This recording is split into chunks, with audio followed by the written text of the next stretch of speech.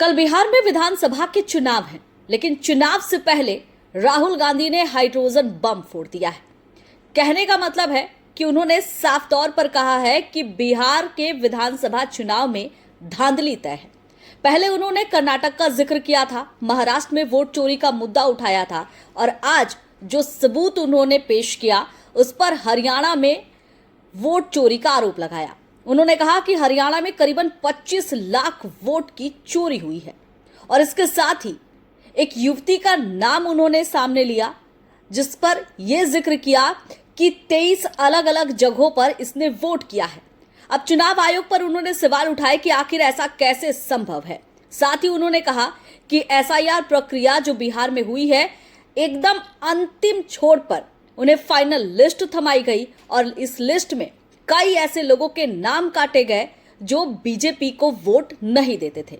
यानी साफ तौर पर कहना है कि जो बीजेपी के लोग हैं उनके वोट तो सुरक्षित है, लेकिन जो महागठबंधन के लोग हैं उनके वोट की चोरी की जा रही है।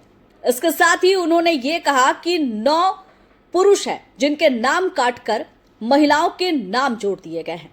खैर, राहुल गांधी का ये जो दावा है, अब ये समझना होगा कि राहुल गांधी ठीक चुनाव से पहले इस तरह के हाइड्रोजन बम फोड़कर क्या कहना चाह रहे हैं। साथ ही लगातार वो जेनजी का आह्वान भी करते नजर आ रहे हैं। इससे पहले भी जेनजी का उन्होंने आह्वान किया था। आज फिर उन्होंने कहा है कि अगर वोट चोरी को रोकना है तो जेनजी को आगे आने होगा। कई वोटर्स को उन्होंने मंच पर बुलाया और उनसे परिचय कराकर कहा कि ये वोटर्स के नाम बिहार में काटे गए हैं। तो अब चुनाव आयोग इस पर क्या संज्ञान लेता है, चुनाव आयोग राहुल गांधी के सवाल का क्या जवाब देगा, इसका तो इंतजार रहेगा। फिलहाल कल विधानसभा के चुनाव है और चुनाव किस तरह से हो इस पर सबकी नजर बनी रहेगी। मेरा वीडियो आपको कैसा लगा कमेंट करके जरूर बताइएगा।